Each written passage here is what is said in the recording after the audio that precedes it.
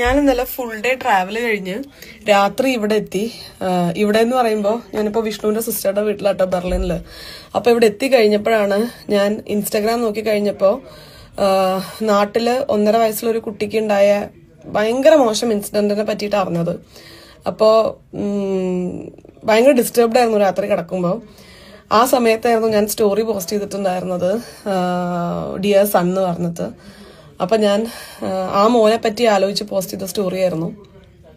കുറെ പേർക്ക് അത് വേണ്ടത്ര ക്ലാരിറ്റി ഉണ്ടാക്കിയില്ല എന്ന് തോന്നുന്നു. അതാണ് ഞാൻ സെക്കൻഡറി സ്റ്റോറി പോസ്റ്റ് ചെയ്തത്.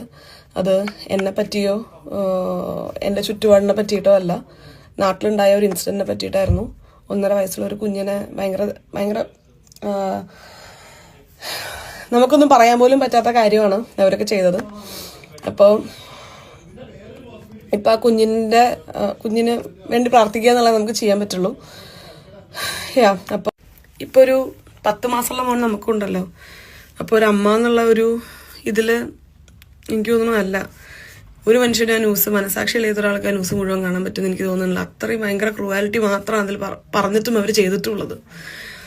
അപ്പൊ അത് കണ്ട് എനിക്കത് പറയാനുള്ള തോന്നൽ കാരണം ഞാൻ അതൊരു സ്റ്റോറി ആയിട്ട് പോസ്റ്റ് ചെയ്തതായിരുന്നു.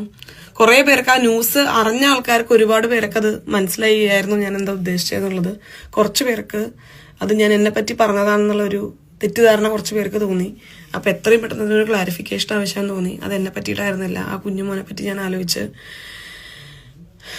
ഇട്ടൊരു സ്റ്റോറി ആയിരുന്നു. ദൈവം സഹായിച്ച അങ്ങനത്തെ പ്രശ്നം നമുക്കിപ്പില്ല. ഒരിക്കലും അങ്ങനത്തെ ഒരു പ്രശ്നം വരാതിരിക്കട്ടെ. എനിക്ക് മാത്രമെന്നല്ല, ഒരു ഫാമിലിയിലും ഇങ്ങനത്തെ ഒരു ഇഷ്യൂ ഇനി വരാതിരിക്കട്ടെ. ആരൊക്കെ മാത്രമേ ഒന്നും മനസാക്ഷിയില്ലാതെ ക്രൂവലായിട്ട് പെരുമാറാൻ പറ്റാതിരിക്കട്ടെ.